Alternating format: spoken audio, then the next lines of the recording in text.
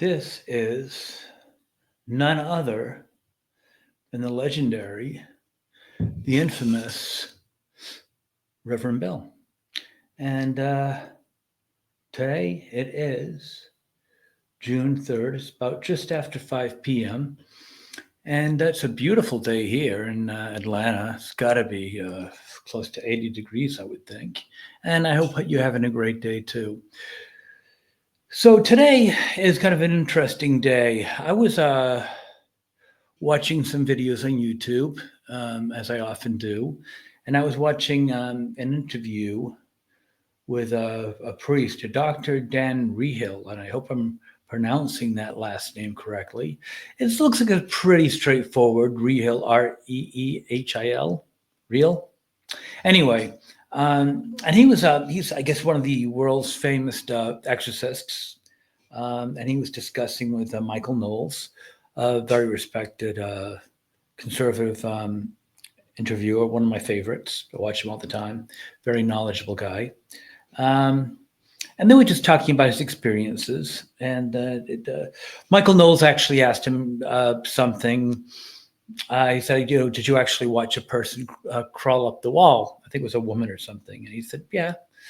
And they asked him about something about one of the strangest things he saw. And he saw like the, 100-pound woman take on, 5 or 6, 7 guys and throw them around the room. And my wife was there, and she said, "You're crawling on the wall, really?" And now I want to just make this absolutely positively clear. This guy's an exorcist. He's a pro. I am not an exorcist. I've never trained to be an exorcist. I don't want to be an exorcist. I was somebody who was pulled into this. You watch those movies with, the simple guy that's just like, having a date with his girlfriend. Maybe he's over her house and they're renting a movie. And back in the day, so they rented movies. And he might have gone out to go get some popcorn. And next thing you know, he gets pulled into some, bank robbery. And he gets pulled into a mafia car. He gets taken off. And next thing he knows, he's in the middle of this crazy international, situation. Well, that was kind of me. I never, ever, ever wanted to get involved with black magic or witchcraft. Believe me, it found me. So I was dragged into something I wanted no piece of. So when I talk about my experiences with evil and devils and witches, and in no way, shape, or form am I tooting my own horn like I'm an expert. If I'm any kind of an expert, it was by kicking and screaming. I never wanted this.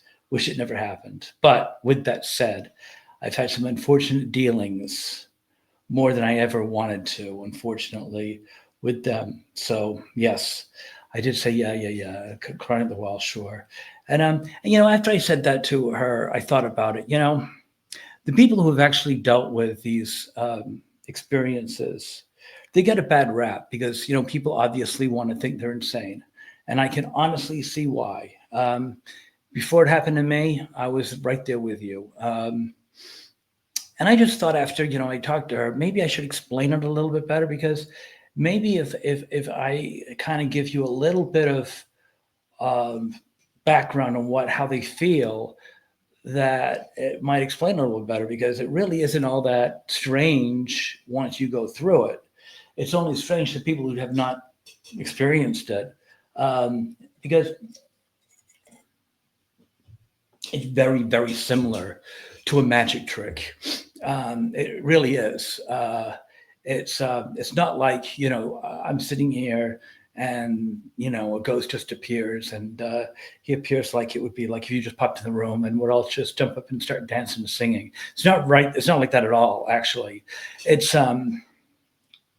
like I said, it's all, it's like that. If for those of you who have ever driven long distances and maybe you haven't had that much sleep, and you kind of just start slowly drifting off, you don't even know you are.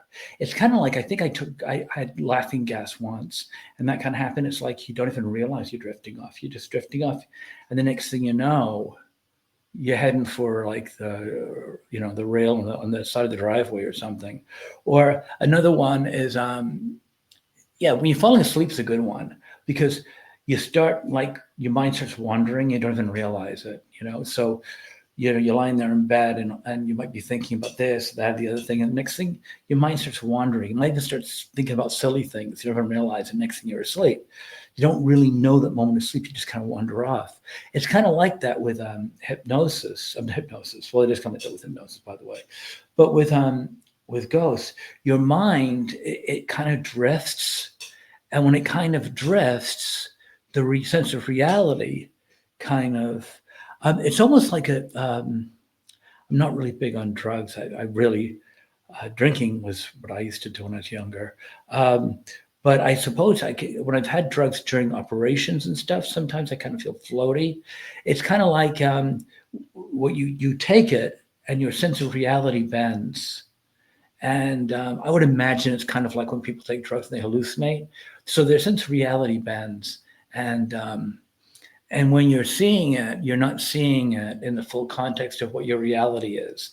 It's almost like a dreamlike state. You're not dreaming. And then the minute someone goes, "Hey," you'll you'll snap out of it. So did he see someone climbing the wall? Sure. Was a person actually there? That's the thing too. Is you wrestle with these things. I'm inclined to say yes. I think the person was there, but I don't think the person was there in the same way that I'm here now. I think there's different dimensions, which would not surprise me at all. I think this is the way the Lord created the universe. I'm sure there's many things around us we cannot see, but that's what I think it is. I mean, in all honesty, I think people do see things. I certainly saw things. I don't see things anymore now because I've embraced Jesus, which is another thing I think I mentioned to you also. Um, is the fact that I had a hard time keeping these things at bay because while I was going through the motions, I was so distraught because it was so new to me um, that I forgot to strengthen my relationship with Jesus.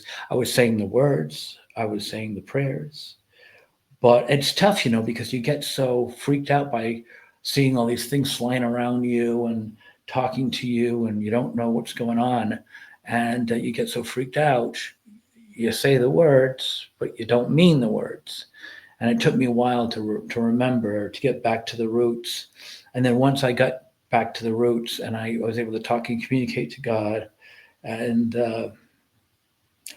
he had a few words with me, and that was it. And there's no more problems now. But yeah, I mean, it's important that we realize that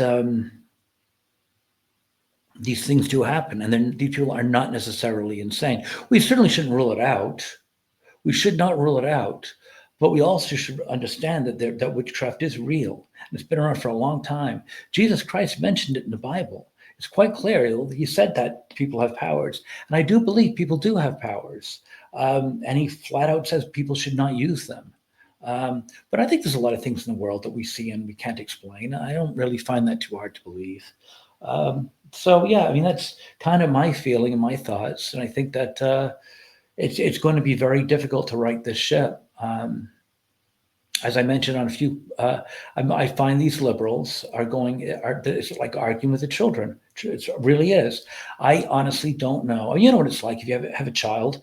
If you say, "Okay, take a bite of your sandwich now," well, okay. How about if I take a bite of my sandwich? Will you take a bite of your sandwich? Okay. All right, I'll take a bite of my sandwich. Then you need to take a bite of your sandwich. Okay, now you. Now, well, we had a deal. Now, how about another? I'll take a bite of my sandwich, and then you'll take a bite of yours. That's two for me and one for you. Will you do that? Okay. You take a bite of the sandwich. Now your turn. Now, children, you can't reason with them. They just don't listen.